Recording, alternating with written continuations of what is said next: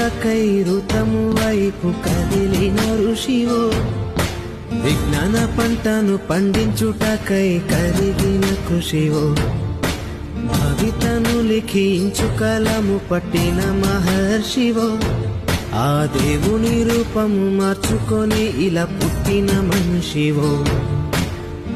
కన్ను తెగుముడికి రాత రాసినోడు బ్రహ్మైతే, బ్రతుకు రాత రాసిన నువ్వు మరో బ్రహ్మవో.